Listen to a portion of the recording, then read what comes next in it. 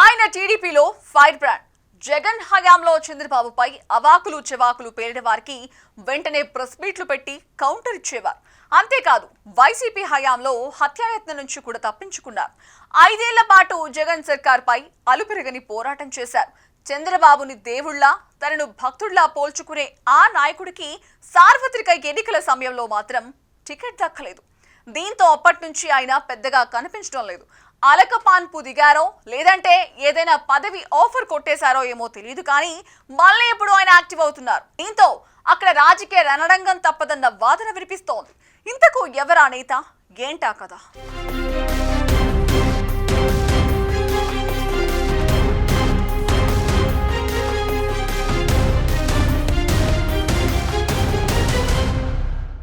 ప్రత్యక్ష రాజకీయాల ముఖం ఎరగకపోయినా టీడీపీలో బుద్దా వెంకన్నకు ప్రత్యేక స్థానం ఉంది.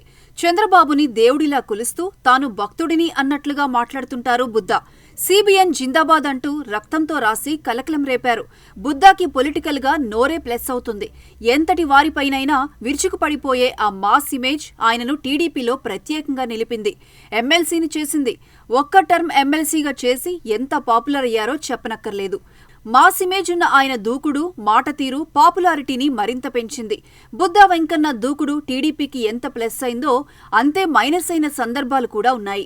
చంద్రబాబు, లోకేష్లపై నోటికొచ్చిన విధంగా చెలరేగిపోయే కొడాలి నాని, వల్లభనేని వంశీ, జోగి రమేష్, వెల్లంపల్లి శ్రీనివాస్ వంటి వారిని తన స్టైల్లో టార్గెట్ చేస్తూ బుద్దా వెంకన్న తన మాస్ ఇమేజ్ మరింత పెంచుకున్నారు. చంద్రబాబు ఇంటి మీదకు జోగి రమేష్ తన అనుచరులతో దండెత్తినప్పుడు బుద్దా వెంకన్న అడ్డం పడి పార్టీలో మంచి మార్కులే కొట్టేశారు. ఆ ఘటనతో ఒక్కసారిగా బుద్దా వెంకన్న ఇమేజ్ పెరిగిపోయింది.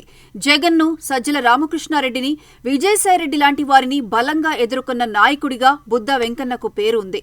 అప్పట్లో విజయసాయి చంద్రబాబుపై పెట్టే ప్రతి ట్వీట్కు తనదైన శైలిలో కౌంటర్ ట్వీట్ పెట్టేవారు బుద్దా.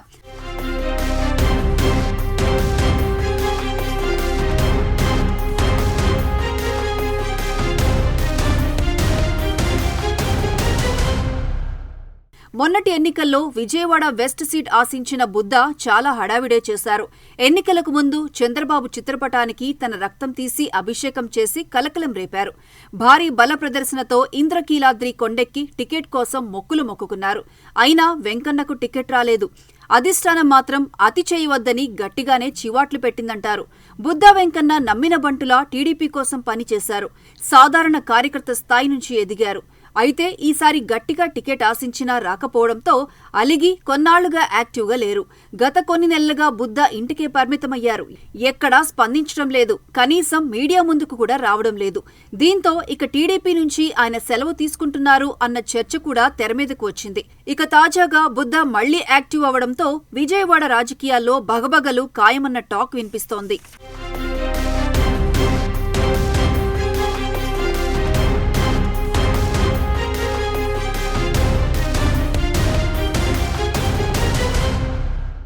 ఎన్నికల సందర్భంలో అనకాపల్లి పార్లమెంటు స్థానం, అలాగే విజయవాడ వెస్ట్ అసెంబ్లీ స్థానం విషయంలో వెంకన్న పట్టుబట్టారన్నది అందరికీ తెలిసిందే.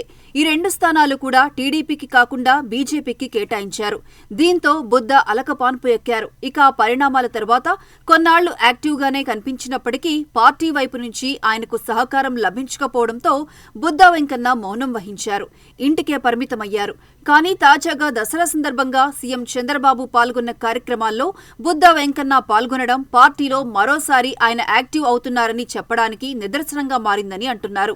వచ్చే ఏడాది ఎమ్మెల్సీ స్థానాలు ఖాళీ అవుతున్న నేపథ్యంలో ఆయనకు ఇచ్చే అవకాశం ఉండి ఉంటుందని, అందుకే బుద్దా వెంకన్నను స్వయంగా సీఎం చంద్రబాబు ఆహ్వానించి ఉంటారన్న వాదన కూడా పార్టీలో వినిపిస్తోంది. అయితే దీనికి సంబంధించి అధికారికంగా ఎలాంటి ప్రకటన లేదు. కానీ ఇప్పటి వరకు మౌనంగా ఉన్న బుద్దా వెంకన్న తిరిగి యాక్టివ్ అయితే మాత్రం విజయవాడలో టీడీపీ రాజకీయాలు జోరుగా పుంజుకునే అవకాశమైతే కనిపిస్తోంది. వచ్చే ఏడాది స్థానిక సంస్థల ఎన్నికలు కూడా ఉన్న నేపథ్యంలో బుద్దా వంటి బలమైన నాయకులు రంగంలోకి దిగాల్సిన అవసరం ఉందని టీడీపీలో టాక్ వినిపిస్తోంది.